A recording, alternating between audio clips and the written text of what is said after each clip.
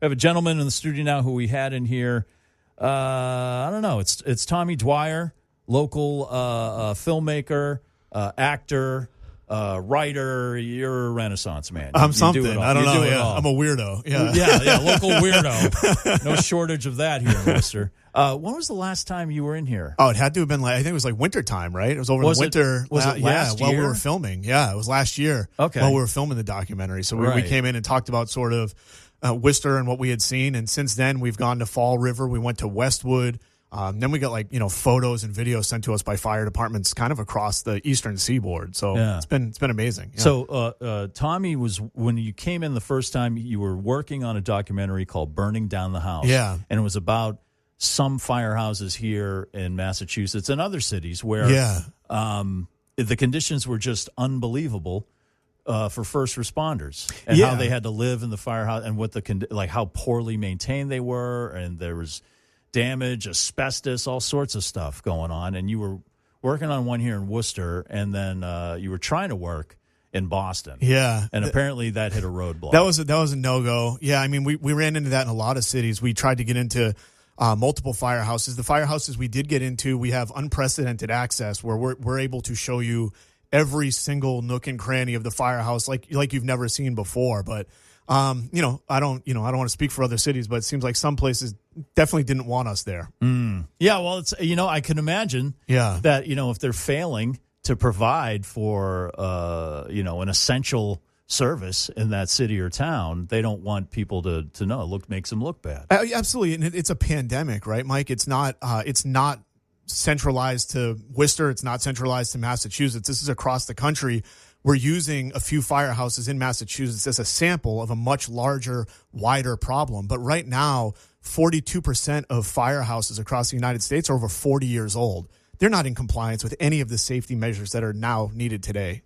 There was one firehouse you were telling me where there was a giant hole in the roof, and they were just dealing with it, and you could see snow and rain coming in. Where was that one? So Fall River is like that, right? Fall River has ceilings literally falling down on these guys at Center Station in Fall River.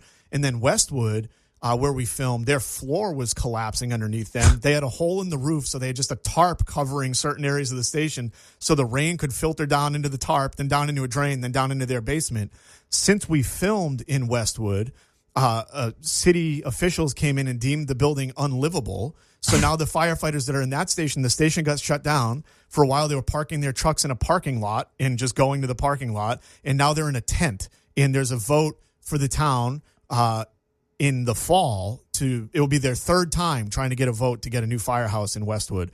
The other two times, the town understands, the firefighters understand, the people in the town have voted no for a new firehouse to the point where it literally was collapsing on them. It's one of those things where if you've never had to rely on that or experience like the services of first responders, you're like, who cares? Yeah, and it's like you have to experience it firsthand. 100%. And I think you don't have to. You shouldn't have to. You should never have to. Yeah, you shouldn't have to. But it's like you should know that these people are ready to go whenever you need them, and they should have the resources. Yeah, I think the thesis of this film when I started making it was that everyone loves firefighters and cares about firefighters, right? Especially when there's a tragedy.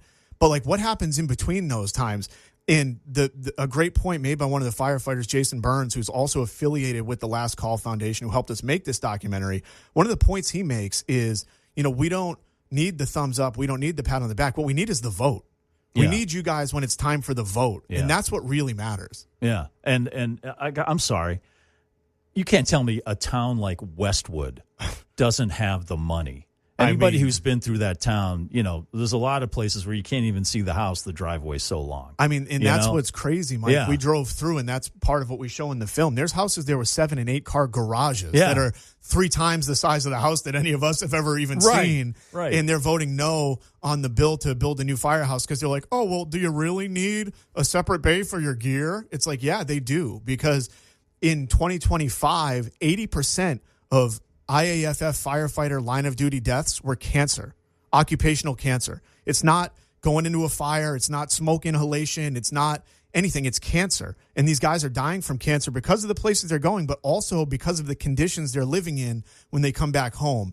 Part of it we probably can't do a ton about. Part of it we can do a lot about to help these guys. And I don't know why. And girls. I don't know why anybody's not doing anything to help them. It's crazy. Yeah, so I mean, hopefully, we're having the premiere of this documentary at the Hanover Theater August 6th, 7:30 p.m. Tickets go on sale tomorrow. Hopefully people come out and see this. And, for places like Westwood and any other place in the country where there are votes going out there, get out and see it. And hopefully this helps make a change. That's the point of this. It's not a self-fulfilling thing. It's not a thing that we're here to make money on. It's a thing that we're here to help these men and women of the fire service. And half of the proceeds, by the way, go directly to the Last Call Foundation. And their sole mission is to give safe working conditions for firefighters. And for people who didn't hear when you were in here last time, there's a very strong and personal connection. Yeah. If you can explain that, because you are from a firefighter family. I'm the only Dwyer male that's not a firefighter. Me and my cousin Andy. And so my father's a Worcester firefighter for 32 years. My Uncle John was a Worcester firefighter, president of the union. My Uncle Jim was a Worcester firefighter.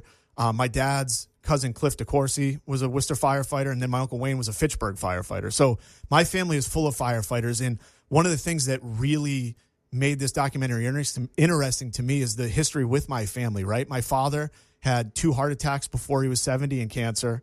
My Uncle John had cancer and a heart attack before 65. My Uncle Cliffy died in the line of duty from idiopathic pulmonary fibrosis. So he was at the station and his lungs, after all the stuff he had been breathing in over years, just turned to stone, and he passed away in the line of duty. My Uncle Wayne has had cancer twice and had heart issues. So that's just a small sample of my own family of people putting their life on the line, and that's a lot for the risk. It's too much for one family. It's too much. And when you look at the wider scale, 80% is too much for a line of duty death for anybody. As a little kid, so many little kids want to be firefighters, but would you want to take a job that 80% of the line of duty deaths are due to cancer? I probably wouldn't, because of the gear you're wearing and the place you're sleeping and the fumes you're breathing in and day out. When I was a kid, my dad would keep his fire gear in the house, like that, his old gear. Like, that's what people did. They didn't know then. We know now, and we're still not doing anything about it. And that's the problem. So the documentary is called Burning Down the House, August 6th, did you say? At the Hanover August Theater? 6th, Hanover Theater, 7:30 p.m. Tickets go on sale tomorrow. And how can people get their tickets? At thehanovertheater.org, and follow us on Instagram at Tommy J, J-A-Y, Dwyer, and at Burning Down Doc. Burning Down Doc and Facebook. On Instagram. Yeah. Okay. And what are some of the other? And is this if it's a spoiler alert? No. What are some of the other cities that you cover in the film? Yeah, so in the film we go to we spend time in Worcester, Fall River, and Westwood, and then we got several stuff sent to us that we ended up adding to the film from fire departments, kind of all over Massachusetts, New England, down to New Jersey. I think we have some stuff of people that saw what we were doing on social media and were like, hey, look at my firehouse too, and check out where we live. And this is which was incredible, because obviously we're a small crew. We don't have the ability to get to 50 different firehouses. So when people sent us stuff, we added it in, and we said, hey, with your permission, can we show this? And everybody's like, please do. Well, that's August 6th, Hanover Theater. Tickets go on sale tomorrow. Get those in advance.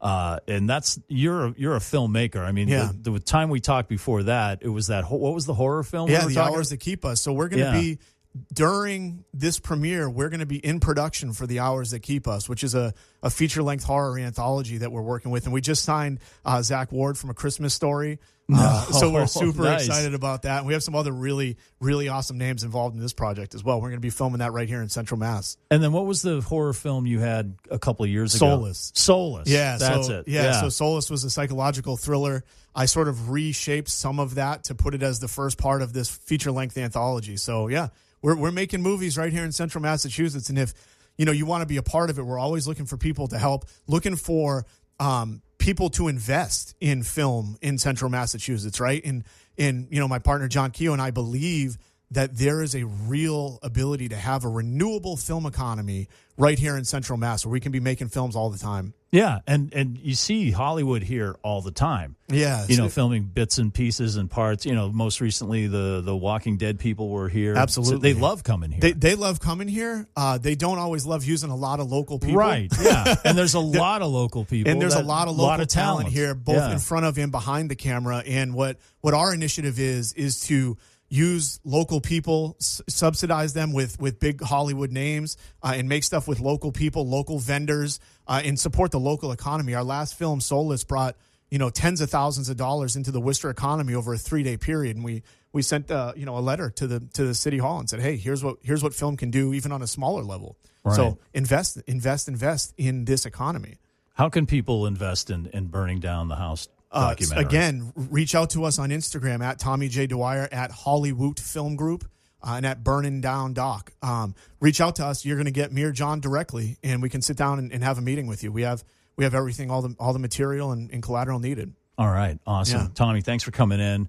Burning Down the House documentary about the conditions of some firehouses here in the state. August 6th is the big premiere at the Hanover Theater here in Worcester, and get your tickets in advance. They go on sale tomorrow. I appreciate you coming in. Appreciate you having me, Mike. You're Absolutely. in the crew. Yeah, well, a little bit. A lot of bit. A little tiny bit. He's hiding. He's part of the crew. A little tiny bit, but I'm glad I could help out, especially because, local guys, always good to see the local guys doing well, but this is an important subject. Absolutely. Yeah. So I'm glad I can help out in a small way to try to get the word out there. I appreciate that. And, we'll post this interview up shortly after the show, pikefm.com. We'll spread it around with the ticket information. Awesome. Thank you. And everything like that. So I appreciate you coming in, man. Good